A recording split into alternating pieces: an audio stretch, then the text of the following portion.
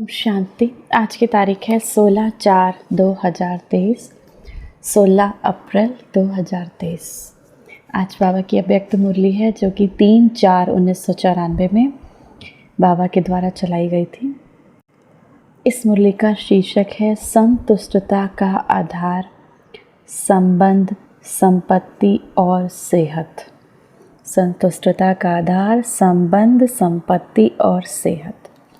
आज दिलाराम बाबा अपने सदा संतुष्ट रहने वाले संतुष्ट आत्माओं को व संतुष्ट मणियों को देख रहे हैं। ये रूहानी मणियों की चमक सारे दरबार को चमका रही है। संतोषी आत्माएं स्वयं को भी प्रिय और सर्व को प्रिय और बाबा को भी प्रिय हैं। जो संतुष्ट रहती हैं, ऐसी संतुष्ट रहने वाली आत्माएं स्वयं को भी प्रिय, सभी को प्रिय और शिव बाबा को भी प्रिय हैं। तो ऐसे हो ना, क्योंकि इस श्रेष्ठ ब्राह्मण जीवन में अप्राप्ति का नाम ही नहीं है।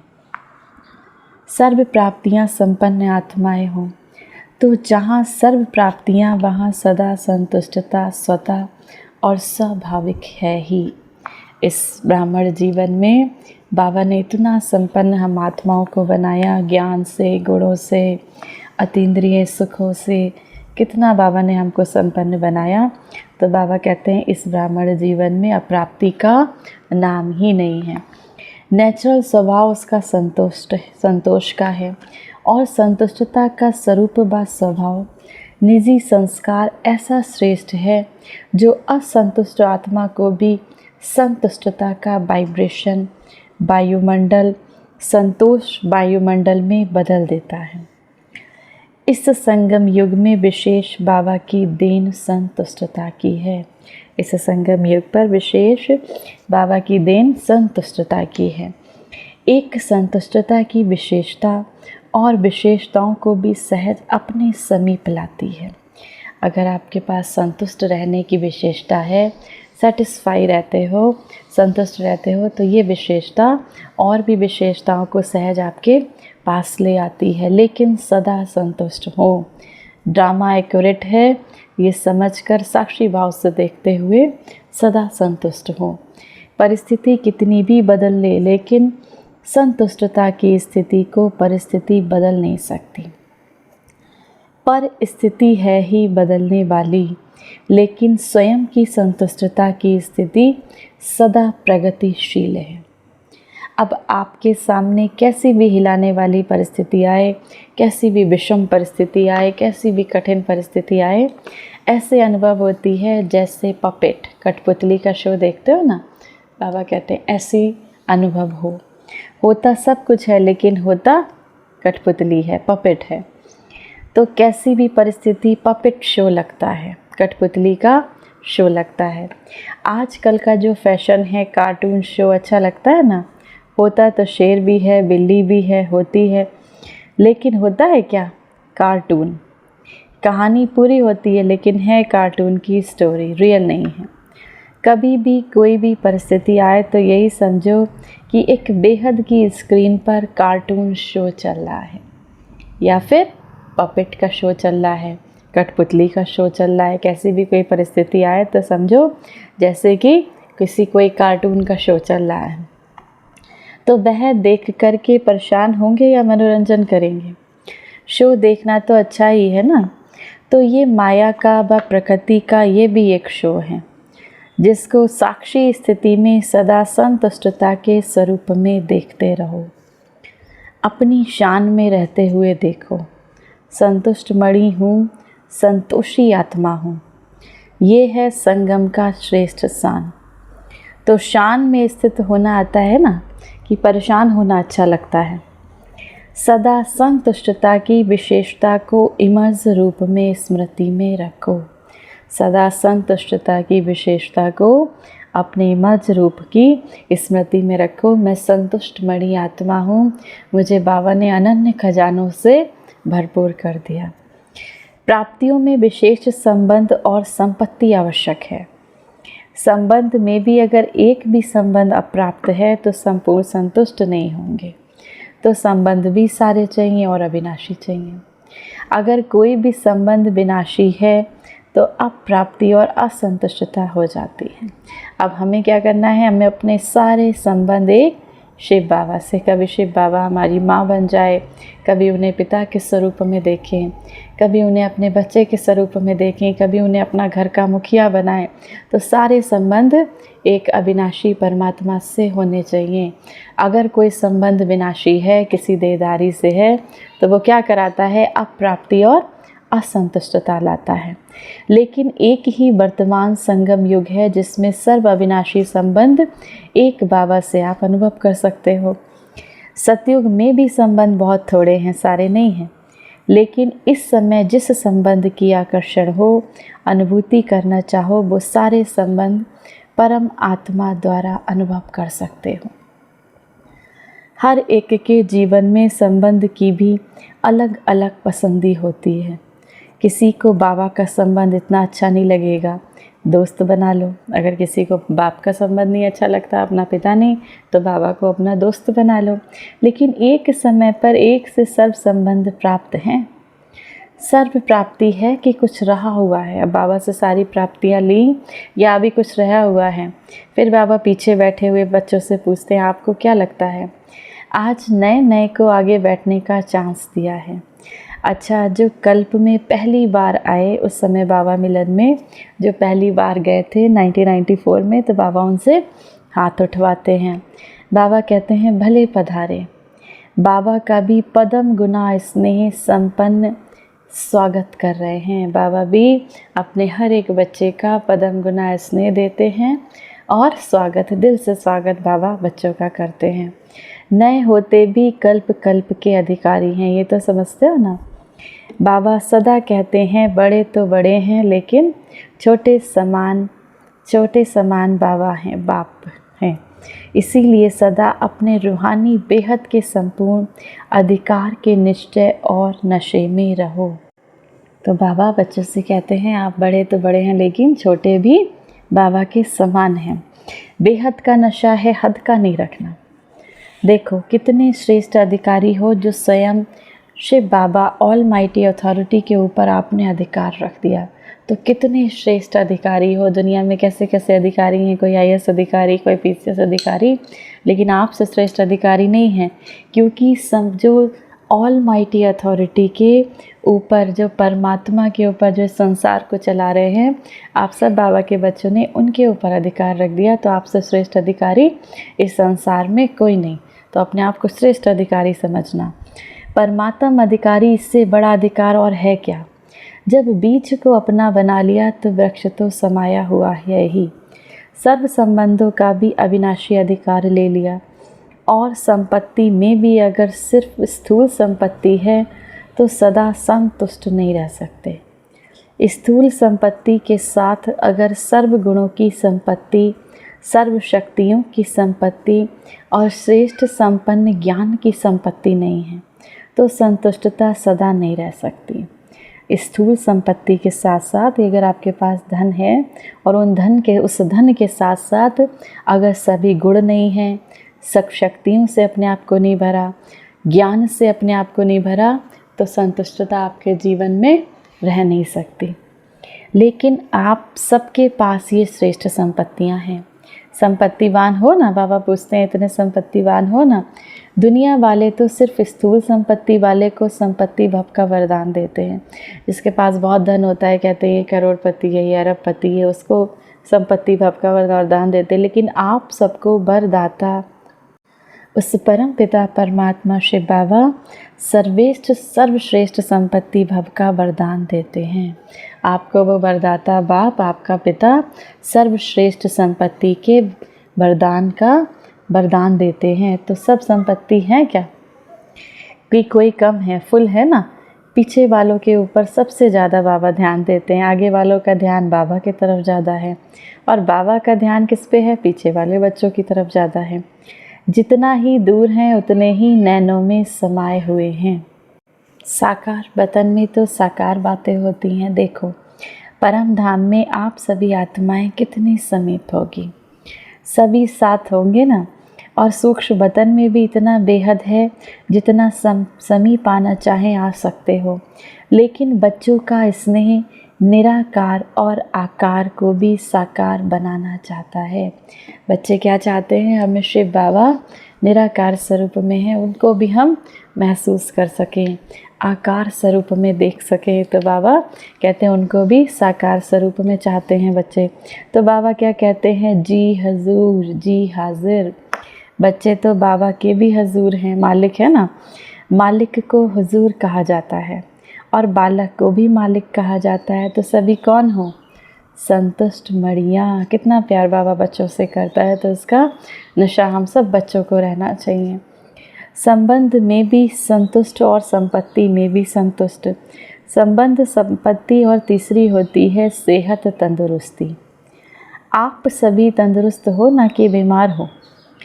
आत्मा तो तंदुरुस्त है ना, शरीर की कोई बात ही नहीं। आत्मा सदा शक्तिशाली है। संगम पर श्रेष्ठ सेहत, तंदुरुस्ती, आत्मा की तंदुरुस्ती। इस समय के आत्मा की तंदुरुस्ती जन्म जन्म के शरीर की तंदुरुस्ती भी दिलाती है। लेकिन इस समय थोड़ा सा प्रकृति अपना रूप दिखाती है, इसमें कोई बड़ी बात नहीं। प्रकृति भी, अब प्रकृति के पांचों तत्व भी इस समय जो तमो प्रधान हो चुके हैं, वो भी अपना रूप दिखाते हैं। कभी बहुत बारिश होगी, कभी बहुत ठंडक होगी, कभी बहुत गर्मी होगी, तो प्रकृति अपना रूप दिखाती है। तो ये भी एक कार्टून शो है, बाबा कहते हैं। तो सर्व प्राप्तियां हैं ना, संबंध भी है, संपत्ति भी है, सर्व संबंध भव भी है, सदा तंदुरुस्त भी हैं। तीनों वरदान वरदाता बाबा से मिले हुए हैं। तीनों वरदान मिले हुए हैं, संपत्ति भव, संबंध भव और सदा तंदुरुस्त भव। तो वरदानों को समय पर कार्य में लाओ। सिर्फ वरदान सुनकर खुश नहीं हो जाओ कि हाँ मुझे बहुत अच्छा वरदान मिल गया, या सिर्फ नोट करके नहीं रखो। लेकिन समय पर वरदान को काम में लगाने से वरदान कायम रहते हैं। जब आप समय बाबा द्वारा जो भी वरदान हमको मिलते हैं, उसे जब समय पे काम में लगाते हो तो वरदान कायम रहते हैं। अगर वरदानों को समय पर काम में नहीं लगाया तो वरदान फल नहीं देता है। वरदान तो अविनाशी बाप का है, लेकिन वरदान को फलीभूत करना है। बीज तो है, लेकिन उससे फल कितना निकलते हैं वो आपके हाथ में है। कोई सिर्फ वरदान के बीज को देखकर खुश रहते हैं, बहुत अच्छा, लेकिन फलदायक बनाओ। बार बार स्मृति का पानी दो, वरदान के स्वरूप में स्थिति होने की धूप दो। फिर देखो वरदान सदा फलीभूत होता रहेगा। बार बार स्मृति का पानी दो कि बाबा ने हमें ये वरदान दिया है, तो वरदान के स्वरूप में स्थित होने की धूप दो। तो फिर देखो बाबा कहते हैं आपको जो बाबा वरदान देता है वो फलीभूत होगा और वरदानों को भी साथ में लाएगा।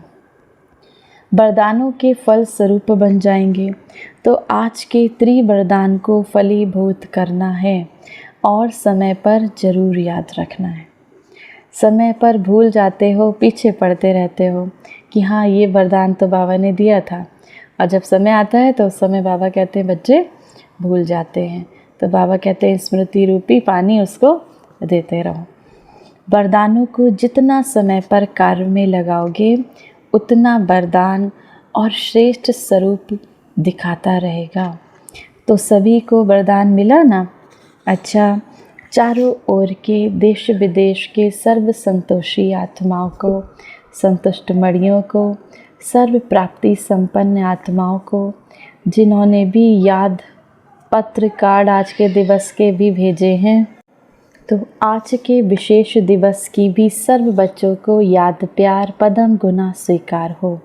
चाहे दूर बैठकर मन में दिल में मना रहे हैं, चाहे सम्मुख मना रहे हैं, कार्ड व पत्र सब पहले वतन में पहुंच जाते हैं। बच्चे बहुत सारे दूर दूर से बाबा के लिए कोई कार्ड बना कर लाता है, कोई कुछ बना कर लाता है, तो बाबा कहते हैं आप तो यहाँ पर दिखाते हो, लेकिन उससे पहले बाबा सारे कार्ड वतन में देख लेते हैं। तो सभी के पत्र भी बाबा पढ़ते हैं। कार्ड शुभ संकल्पों की याद, शुभ भावनाओं के याद के रिटर्न में बाप दादा का विशेष याद प्यार और सर्व बालक सो मालिक बच्चों को नमस्ते। अच्छा, बाबा अब दादियों से मुलाकात कर रहे हैं।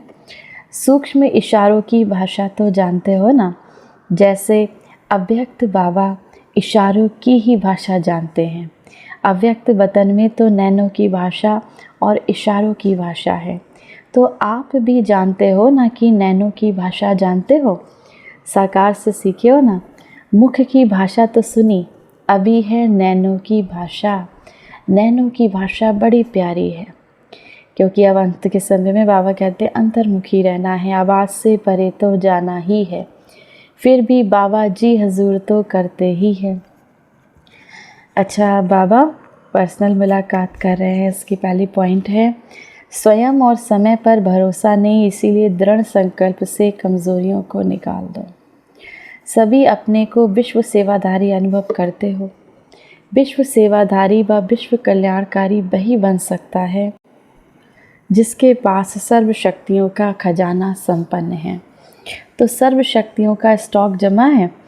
सर्व शक्तियाँ हैं व कोई शक्ति है, कोई नहीं है। कभी कोई कम हो जाती है। सदा अपने आप को चेक करो कि सभी शक्तियाँ हैं या कोई शक्ति की कमी है। अगर कमी है तो उसके कारण को सोचो, क्योंकि कारण को समझेंगे तो निवारण कर सकेंगे। क्योंकि ये माया का नियम है कि जो कमज़ोरी आप में होगी, उसी कमज़ोरी के द्वारा ही आपको माया जीत बनने नहीं देगी।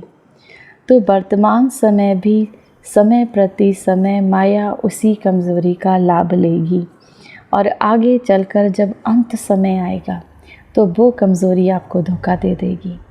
तो ऐसा नहीं सोचना कि थोड़ी सी कमज़ोरी है, एक ही कमज़ोरी है, बाकी तो सब बहुत अच्छा है, अच्छी हूँ।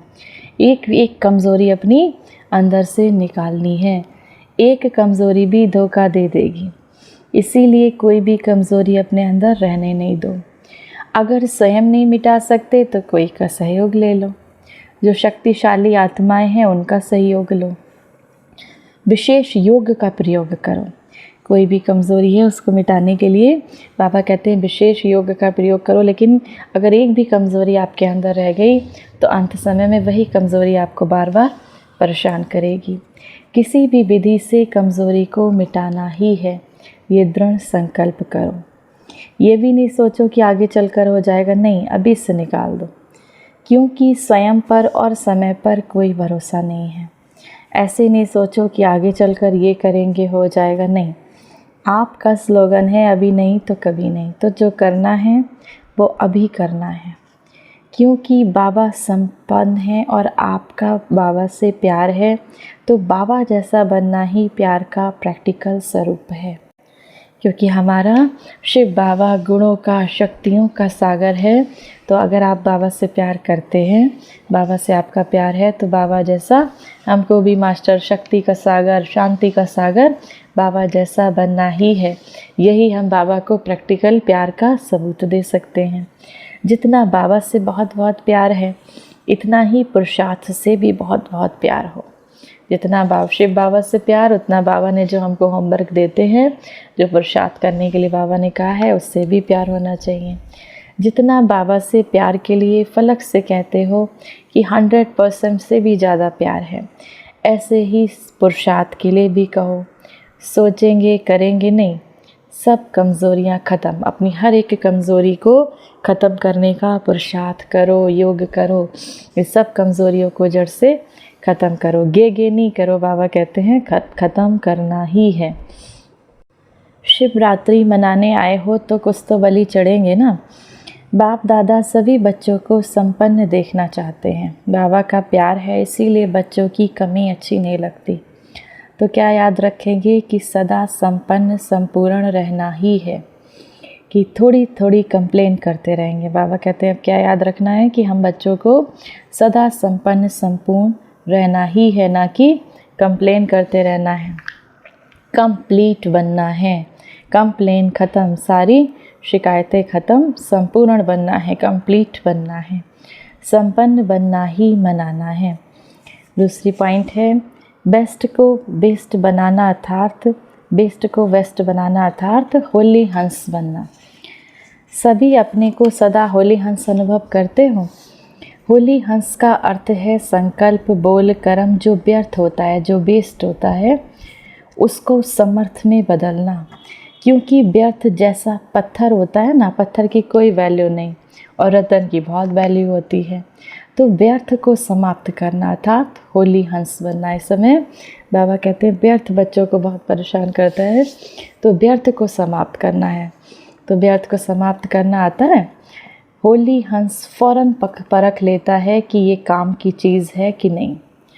अब व्यर्थ को कैसे पकड़ेंगे, व्यर्थ को कैसे देखेंगे कि जो भी काम करने जा रहे हैं एक बार चेक करें कि ये श्रीमत के अनुसार है क्या, बाबा ने हमको बताया है कि ये हम काम कर सकते हैं क्या। इस काम के द्वारा कोई भी, माना किसी की अगर कोई निंदा कर रहा है उसमें हम इंटरेस्ट लेने लगे, तो ध्यान तुरंत श्रीमत को ध्यान रखना है कि ये बाबा की मत नहीं है, तो ये हमारे काम की चीज़ नहीं है, तो हम फिर इसे क्यों करें।